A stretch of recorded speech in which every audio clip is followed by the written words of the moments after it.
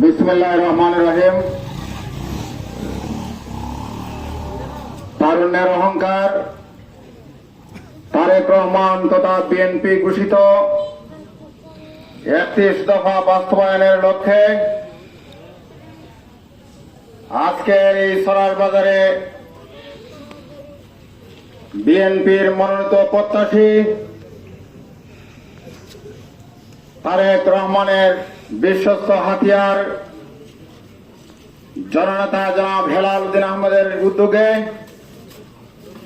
আজকের এই লিফলেট বিতরণী অনুষ্ঠানের সম্মানিত সভাপতি, এখানে উপস্থিত রয়েছেন জয়ন্তা, গোয়েঙ্গাট এবং কোম্পানিগঞ্জের মাটিয়া মানুষের নেতা,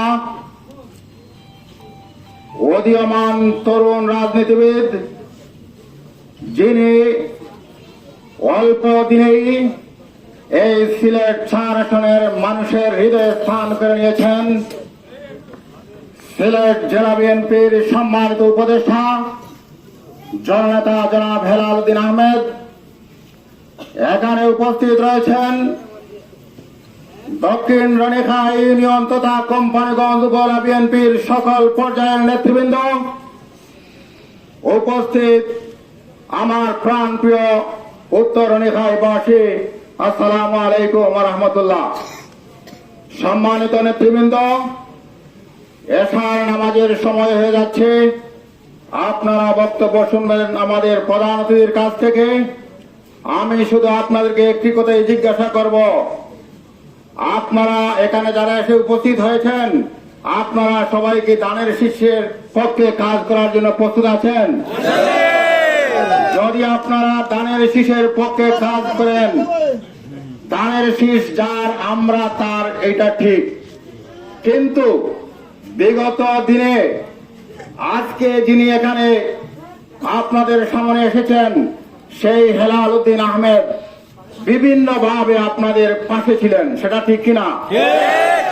বন্যা বলেন, বিভিন্ন দুর্যোগের সময় বলেন, শীতকালীন সময় বলেন, মামলা হামলা থেকে শুরু করে সকল ক্ষেত্রে ওনার অবদান অন্যান্যের চেয়ে এগিয়ে রয়েছে, সেটা ঠিক কিনা?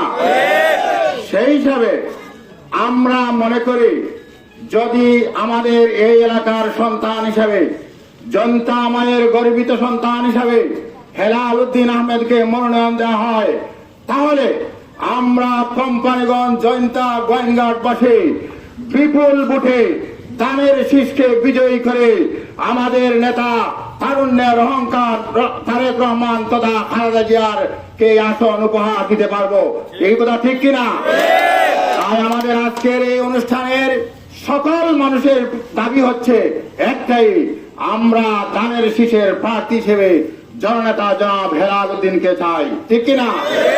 তাই আমি আমার বক্তব্য দীর্ঘায়িত না করে সবাইকে এখানে উপস্থিত হওয়ার জন্য এবং বিশেষ করে উত্তর রনিখা ইউনিয়ন বিএনপির সকল নেতৃবৃন্দকে কোম্পানিগঞ্জ উপজেলা বিএনপির পক্ষ থেকে আন্তরিক শুভেচ্ছা এবং ধন্যবাদ জানিয়ে আমি আমার সংক্ষিপ্ত বক্তব্য এখানে সমাপ্ত করছি।